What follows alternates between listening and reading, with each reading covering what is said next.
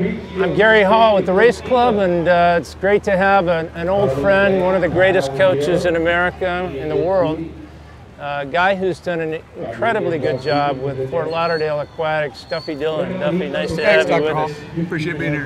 It's great to have you. Duffy, we were just talking earlier about what you are doing with the sport of swimming in South Florida, which is great, and there are a lot of coaches out there who would like to know more about how you're expanding, what your vision is, how you're doing the growth and how you're attracting swimmers into the sport. Well, we're trying to be impactful. I mean, swimming is, number one, it's a life-saving skill. We know that and learn to swim, but I made great friends in the early 2000s with the guy who's doing our announcing in the background, a guy by the name of Gainus Wright, who's our diversity director. And what I learned through him, particularly in the black community, but really for all of us, is that swimming saves your life, your whole life.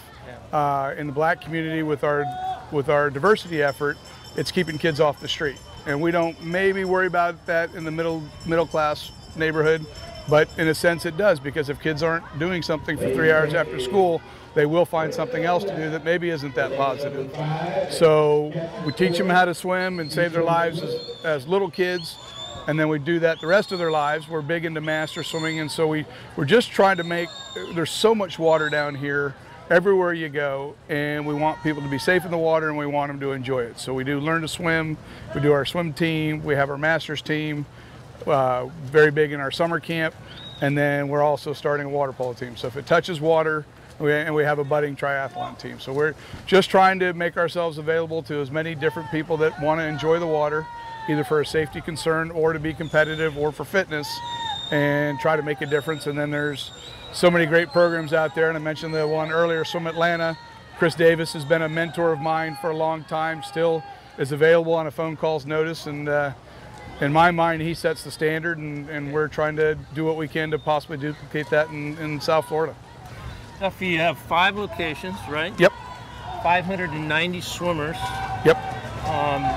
And one of the things that I think a lot of great coaches like have struggled with is, can I have a big program and still coach elite swimmers? And yet you seem to be able to do both. How do you do that? We're able to do it because I have great coaches. I have amazing coaches. My head coach in the Miami pool, Eduardo Fujiwara, is an ASCA level 5. Jesse Vasallo is our head age group coach at this site. He is a former world record holder, only new to coaching competitively, ran Puerto Rico's most successful swim school and was the president of their federation for 5 years. Our coach in Boca is an ASCA level 5, Alan Williams. And our new coach in Delray, my stepson Ian Cross, is also an ASCA level 5. And then Coach Gainus at our diversity program at Bass Park is a 20-year teacher in the public school system and teaches 9th and 10th grade English in a predominantly all-black high school. So our leaders at every pool, and then the coaches that we have under us, are really highly qualified. We maintain a lot of full-time staff that we're able to maintain through coaching, through summer camps, through hosting large events, and then we try to look for a different skill set outside of coaching from everybody. We need a strong writer, we need a strong organizer, we need a computer person, we need a web person. So since coaching takes up half the day, then you have to have a diverse skill set to make the other half of the day. And at the end of the day, my role in the process is to seek opportunities. I do our accounting and pay our bills, and I'm left to coach our top kids at this site. And then we try to keep up all the lines of communication from all the different areas. Last question. London's around the corner, and you've got a lot of talent here. We know that. Give us a few of the names of people that you think we can expect to see at the trials, maybe have a shot at making the team for London. Probably our top prospect right now out of our program is Lauren Driscoll.